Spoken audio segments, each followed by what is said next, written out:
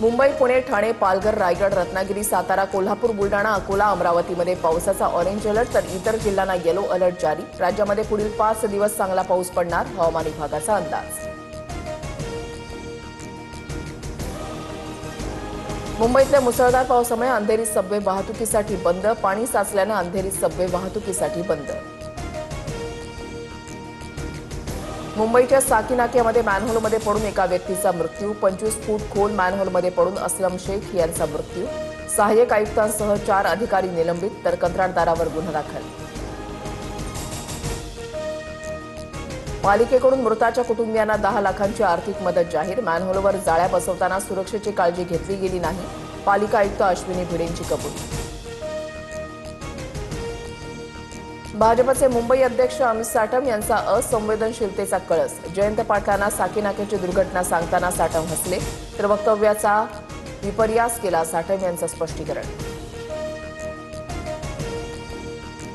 साकी नाक्याच्या दुर्घटनेला पालिका आयुक्त अश्विनी भिडे जबाबदार, उपमहापौर संजय घाडींचा पालिका आयुक्तांवर गंभीर आरोप, घाडींकडून अश्विनी भिडेंच्या राजीनाम्याची मागणी। उद्धव ठाकरेंची दुपारी 12:30 वाजता पत्रकार परिषद, राम मंदिर दानचोरी प्रकरणी राज्यव्यापी राम रक्षा आंदोलनाची घोषणा करणार, रविवारी दादरच्या हनुमान मंदिरात ठाकरेंच्या उपस्थितीमध्ये महाआरती। राज्यातील घोडे बाजारावरून मुंबई हायकोर्टाकडून कानउघडणी, सरकार सर्व नागरिकांना गुलाम बनवतंय, हद्दपार केलेल्या याचिकाकर्त्यांनीही पक्ष बदलावा, वॉशिंग मशीन आहेच, हायकोर्टाची मिश्किल टिप्पणी। केतन अग्रवाल हत्या प्रकरणामध्ये आरोपी सिया आणि चेतनची लाय डिटेक्टर टेस्ट होणार, सूत्रांची माहिती, चौकशीमध्ये दोघांच्या जबाबात विसंगती आढळल्यानं टेस्ट घेण्याचा निर्णय।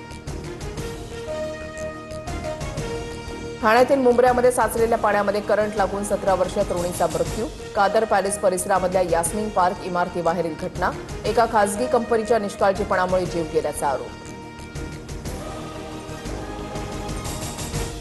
लोकलमधून प्रवास करणाऱ्या प्रवाशांसाठी नवी नियमावली, आता लोकलमध्ये धारदार शस्त्र बाळगण्यास बंदी, लोकलमधील वाढत्या हल्ल्यांच्या पार्श्वभूमीवर निर्णय। टीईटी पेपर फुटी प्रकरणामध्ये तपासाला वेग, पोलिसांकडून आणखी 3 अटक, बिहारच्या पटनामधून 2 तर जम्मूमधून 1 जण ताब्यात, अटकेतील आरोपींची संख्या आता 7 वर।